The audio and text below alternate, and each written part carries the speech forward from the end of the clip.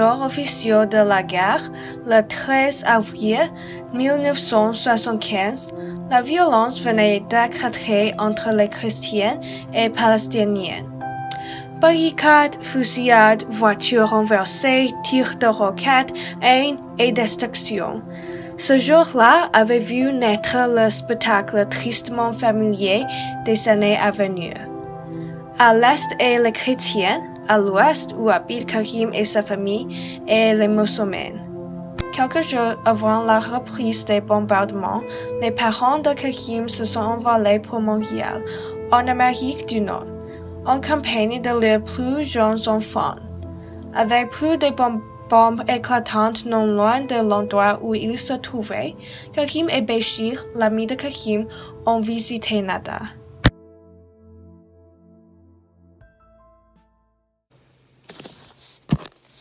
La première scène que nous avons choisie est celle où Karim donne une baiser à Nada, mais dans l'autre chambre, nous avons aussi Maha en train de lire le journal intime de Nada.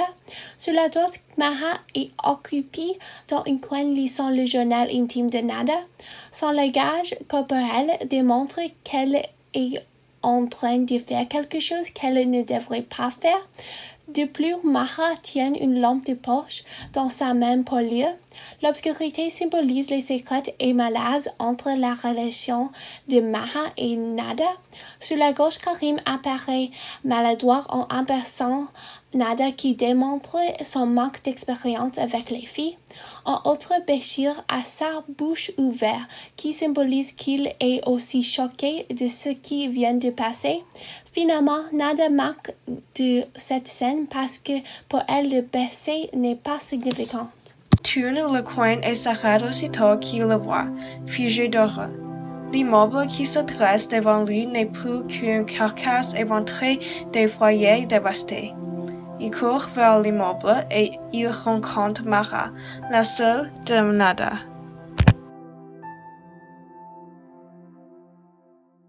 Dans la deuxième scène, Karim est à genoux à cause qu'il est si dévasté et triste de ce qu'il voit. En face de Karim, Maha tient Jade très fort car elle est aussi choquée par la mort de ses parents, grand-mère et sœurs. Elle regarde Karim avec beaucoup de curiosité parce qu'elle se demande si Karim est l'amoureux de Nada. Au coin est Madame Farhat, en train de jeter une coupe d'eau. Cela démontre parfaitement sa personnalité curieuse et indiscrète. Karim rencontre Madame Farhat et elle découvre que Karim connaît Nada. Dans la troisième scène, Madame Farhat est au beau milieu pour montrer qu'elle croit qu'elle est la plus importante, tandis que Maha est dans le coin de l'arrière-plan à cause que Madame Farhat la fait sentir sans valeur et insignifiante. Karim est dans le milieu-plan comme un spectateur parce qu'il n'est pas d'accord avec l'une ni l'autre. Furtif le tir de son sommeil. Quelqu'un ou quelque chose est en train de fouiller dans la réserve de provisions de l'abri. Soudain, le voleur se retourne et Karim reconnaît Maha.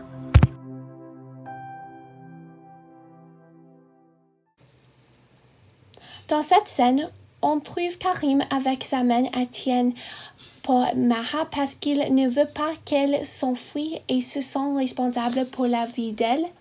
De plus, Maha a Jade et beaucoup de nourriture comme une miche de pain dans ses bras parce que maintenant elle se sent responsable pour 2 vies. Mais note que Maha est aussi en train de regarder derrière elle parce qu'elle sache qu'elle a besoin de l'aide de Karim même si elle ne veut pas l'accepter. Dans l'arrière-plan, les collines jouées par Joey et Geneva représentent les hauts et les bas de la relation entre Karim et Maha et aussi le long voyage en avant à Chifla. Karim et Nada attendent franchir la ligne verte qui, depuis des années, séparait Beyrouth Ouest et Beyrouth Est, le secteur musulman et le secteur chrétien.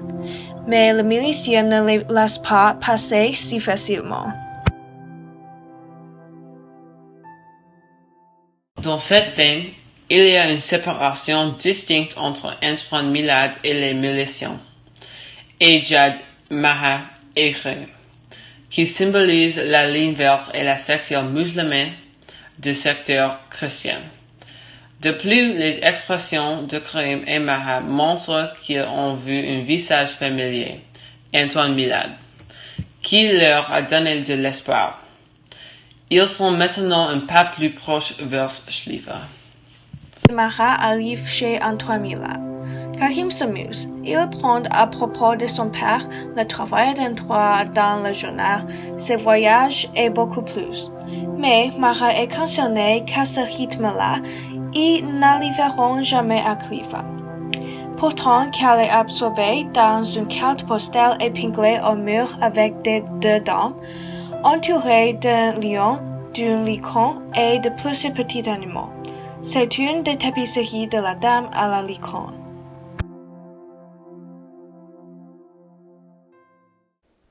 À gauche se trouvent Karim et Antoine qui se font face pour montrer qu'ils sont en train d'avoir une conversation. Antoine leur raconte des histoires à propos du père de Karim et des détails comme son travail et des petites aventures. L'expression de Karim montre qu'il est intrigué et curieux. Sur la droite, les grands yeux de Maha et elle ayant sa bouche ouverte montrent qu'elle est uniquement focalisée et hypnotisée par la photo de la licorne.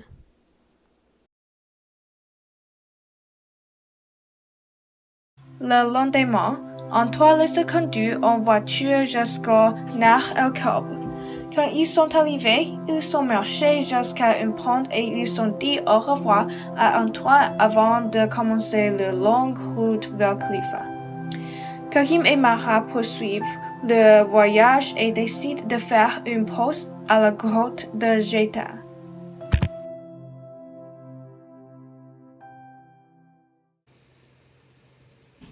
Dans cette scène, Karim et Maha sont arrivés à la grotte. Dans la grotte, on peut voir les stalactites et les stalagmites. C'est une scène très importante parce qu'il délimite les bonnes façades du Liban bien qu'il est en guerre. De l'autre côté, il montre la maturité de Maha et c'est un développement du personnage pour elle. Regardez les mimes de Karim et Maha, ils sont attirés par la grotte, la beauté de nature comme le jardin d'Éden.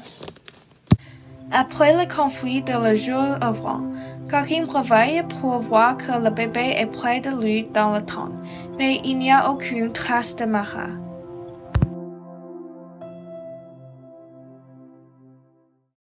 Ici on peut voir la tête de Maha tournée vers la chèvre, qui montre qu'elle a une fascination particulière pour les animaux, à quatre pattes. Dans l'arrière-plan, Karim tient Jad, mais il a le visage bien surpris. Il est choqué, mais aussi enjoué, en voyant la détermination de Nada pour pouvoir amener cet animal avec eux sur leur voyage. Et Maha porte pour un instant la corde dont Tête Noire est attachée, la chèvre s'enfuit. Maha essaie de chasser Tête Noire, mais il y a une grosse explosion et la chèvre est tuée.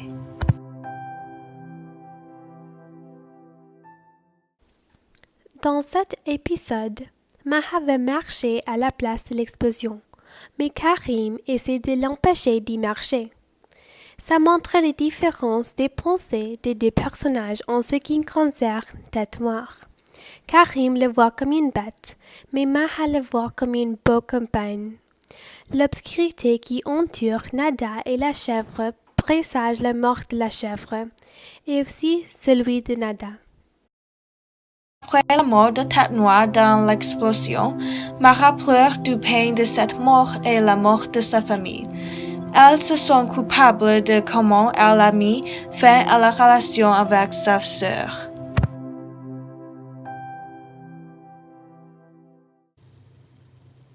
Dans cette scène, Mara admet qu'elle est jalouse de Nada. D'une partie, on peut voir le mine choqué et un peu confus de Karim. De l'autre partie, on voit le mine de Mara qui est rempli de douleur et sentiments parce qu'il se semble que Nada est toujours le plus préférable par tout le monde.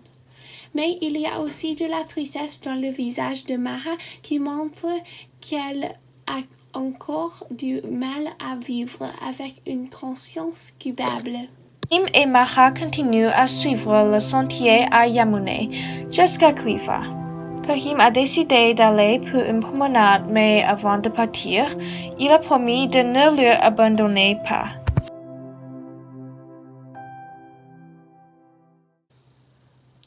Dans cette scène, Mara est tuée. Entre les sourcils foncés de Karim, il y a de la douleur, de la rage, du désespoir et du regret. Bouleversé par la réalité, Karim se sent coupable pour cet incident, ce qu'on peut prévenir. Karim tient Jade fermement, comme s'il est la dernière connexion entre Karim et Mara. Les préparatifs pour l'enterrement. Après une longue discussion, les anciens décrètent que Mara est morte comme une martyre. Donc, ils s'enveloppent d'une étoffe blanche, directement dans une tour creusée dans la terre à l'ombre d'un genévrier. Karim enterre Mara au-dessus du genévrier. Il a les yeux complètement figés sur l'étoffe. Cela démontre encore une fois la culpabilité que Karim sent. De plus, note que le genévrier est un arbre de vie qui symbolise la fertilité, la santé et la vie éternelle. Cela nous démontre que Mara va pouvoir reposer en paix pour toujours. Karim arrive à Montréal en août et retrouve sa famille. Les 5 ou 6 premiers mois, il est dans un vide complet.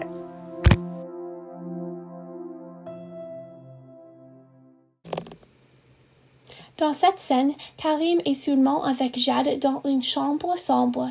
Cela montre qu'il se sent encore séparé du reste du monde. La position de son corps sur le sol montre qu'il se sent encore seul et isolé. La mort de ses amis et ce qu'il aimait reviennent des cauchemars dans le fond de son esprit. Karim arrive à l'école et ses camarades de classe l'appellent le prince du désert.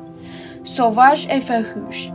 Grand, mince, les traits fins, la peau mate, les cheveux noirs et broussailleux, le regard perçant. Chaque fille, surtout Nancy, lui a vu comme l'image d'un héros.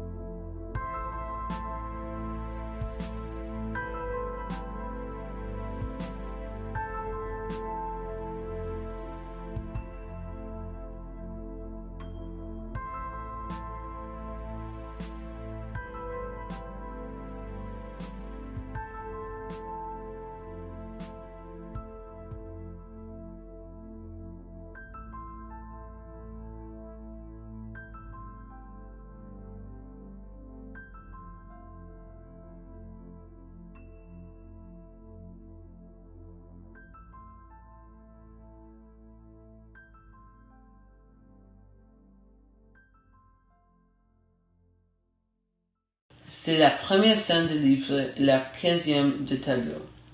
Nancy, qui est bien vêtue, parle dans un ton séducteur. Regardez le langage corporel de Karim. Il semble qu'il ne s'occupait pas par cette insulte. Mais enfin, il est très aggravé et subit un choc culturel. Karim et les autres élèves vont sur la classe neige. Quand ils arrivent, le professeur Robert les demande: Et le racisme? Avez-vous le sentiment qu'il y a du racisme autour de vous?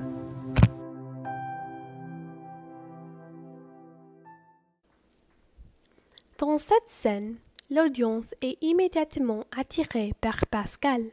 Son langage corporel est ferme et confiant, qui représente ses fortes croyances du racisme.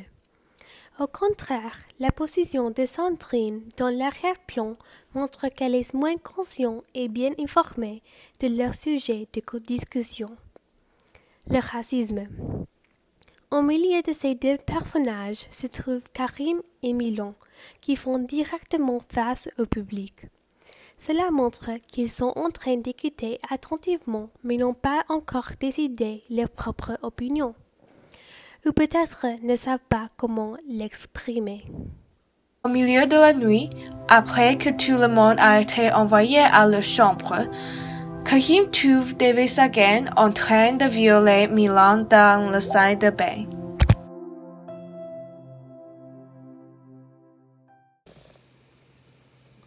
Il y a deux choses qui se passent dans cette scène. À gauche, les gens dorment dans la cabane, qui est compris de la narratrice du roman. À droite est l'intérieur de la salle de bain où Dave et sa gang essaient d'attaquer Karim, qui veut arrêter Dave à cause qu'il était en train de violer Milan. On peut voir le mine de Dave. Il est clair qu'il est influencé par l'alcool. D'autre part, Karim paraît impulsif, c'est comme si quelque chose l'a exaspéré. Après l'incident avec David Sagan, Karim est mis dans l'hôpital où il souvent réfléchit à ce qui s'est passé depuis qu'il a quitté le Liban, comme sa relation avec Milan. Ses perspectives sur la vie sont changées beaucoup.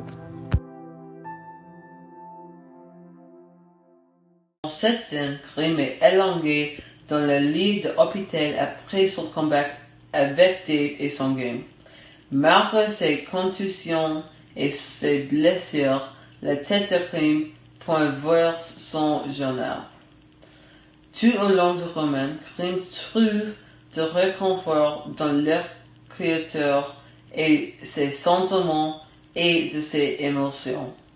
Quelque chose qu'il trouve difficile de discuter avec les gens. Son expression dans son visage montre qu'il est trouvé être honnête et véridique avec le public.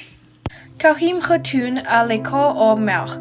La narratrice a remarqué que tout le monde dans sa classe est changé. Karim n'est plus le prince du désert et Dave ne le dérange plus. Après quelques jours, Karim écrit à Béchir 21 choses qu'il aime à propos de son nouveau vie à Montréal. Scène, Karim écrit à Béchir. Dans l'arrière-plan, il y a un collage de 21 images. Chaque image représente une des 21 choses que Karim aime de sa nouvelle vie à Montréal, lequel est ce qu'il écrit dans la lettre à Béchir. Cela démontre que Karim est finalement capable de s'adapter à sa nouvelle vie. Malgré son passé, il a hâte d'y retourner pour aider son pays dans le futur.